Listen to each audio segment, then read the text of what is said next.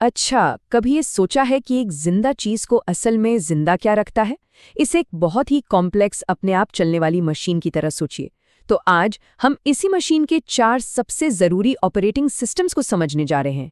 वो प्रक्रियाएं जो हम सबको चलाती हैं। तो चलिए देखते हैं कि आज हम क्या-क्या समझने वाले हैं। सीधे मुद्दे पर आते हैं और जिंदगी की इन बेसिक प्रक्रियाओं में उतरते हैं। तो चलिए शुरू करते हैं सबसे बेसिक, सबसे जरूरी सवाल से। वो क्या चीज है जो किसी को जिंदा या बेजान बनाती है? यही सवाल हमारी पूरी बातचीत की नींव रखने वाला है। अब जरा इस पर सोचिए, एक पत्ता जो पेड़ से गिर रहा है और एक पत्थर जो लुढ़क रहा है, दोनों में आखिर फर्क क्या है? सुनने में बड़ा आसान लगता है ना? पर यही सवाल हमें जिंदगी के असली मतलब के बारे में सोचने पर मजबूर करता है। तो देखिए, इसका जवाब है जीवन प्रक्रियाएं या लाइफ प्रोसेस। ये वो बेसिक और बहुत ज़रूरी काम है जो हर जिंदा जीव को सर्वाइव करने और खुद को बनाए रखने के लिए करने ही पड़ते हैं। तो अब बात करते हैं हमारे पहले स्तंभ की, यानी न्यूट्रिशन की। इसको ऐसे समझिए जैसे किसी भी जिंदा चीज के लिए ये उसका फ्यूल स्टेशन है, जहां से उसे एनर्जी मिलती है। अब देखो, ये फ्यूल यानी खाना पाने के ना 2 मेन तरीके होते हैं। कुछ जीव जैसे कि हरे पौधे अपना खाना खुद बना लेते हैं, उन्हें हम ऑटोट्रॉफ कहते हैं। और दूसरे जैसे हम इंसान खाने के लिए दूसरों पर निर्भर रहते हैं, हमें हेट्रोट्रॉफ कहा जाता है। और ये तो कमाल की चीज है। ये वो केमिकल रेसिपी है जिससे पौधे अपना खाना खुद बनाते हैं। सोचिए, बस कार्बन डाइऑक्साइड, पानी और सूरज की रोशनी, और खाना तैयार। है ना कुदरत का जादू?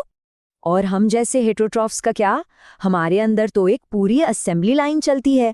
खाना मुंह से अंदर जाता है, पेट में पचता है और फिर आंतों में जाकर जरूरी न्यूट्रिएंट्स सोख लिए जाते हैं। सब कुछ एकदम सिस्टम से होता है। ठीक है, तो गाड़ी में पेट्रोल तो भर गया, पर अब उस पेट्रोल को एनर्जी में कौन बदलेगा? यहीं पर काम आता है रेस्पिरेशन, यानी श्वसन। इसे ऐसे समझो कि एनर्जी बनाने के 2 मोड हैं। पहला, एरोबिक रेस्पिरेशन। ये तब होता है जब ऑक्सीजन हो। ये एकदम हाई एफिशिएंसी वाला इंजन है जो खूब सारी एनर्जी देता है। और दूसरा है एनारोबिक, मतलब जब ऑक्सीजन न हो।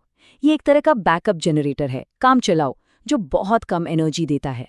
और ये जो रिएक्शन है ना, ये इस वक्त हमारे शरीर के करोड़ों कोशिकाओं में हो रहा है। ये ग्लूकोज को एटीपी में बदल रहा है। अब ये एटीपी क्या है? ये है लाइफ की एनर्जी करेंसी। इसी से हमारे सारे काम होते हैं, चलना, सोचना, सब कुछ।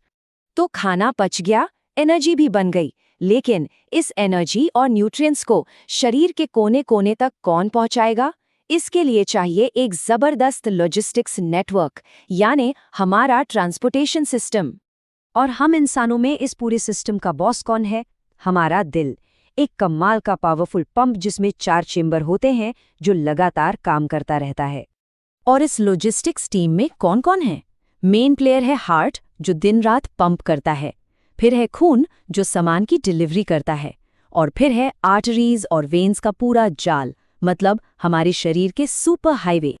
लेकिन पौधों का सिस्टम बिल्कुल अलग है, पर उतना ही शानदार। उनके पास कोई दिल नहीं होता पंप करने के लिए। इसके बजाय उनके पास 2 तरह की पाइपलाइन होती हैं, जाइलम और फ्लोएम।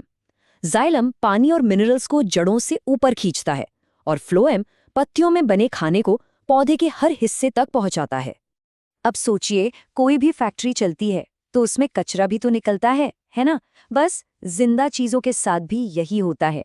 और इस कचरे को साफ करने के सिस्टम को कहते हैं एक्सक्रीशन, यानी उत्सर्जन। हम इंसानों के पास तो एक बहुत ही एडवांस्ड फिल्ट्रेशन प्लांट है। हमारी किडनियां, ये 24 घंटे हमारे खून को फिल्टर करती रहती हैं, उसमें से कचरा निकालती हैं। और ये कचरा फिर यूरिन बनकर शरीर से बाहर निकल जाता है। एक बहुत जरूरी सफाई अभियान है ये। पौधे इस मामले में बिल्कुल अलग हैं।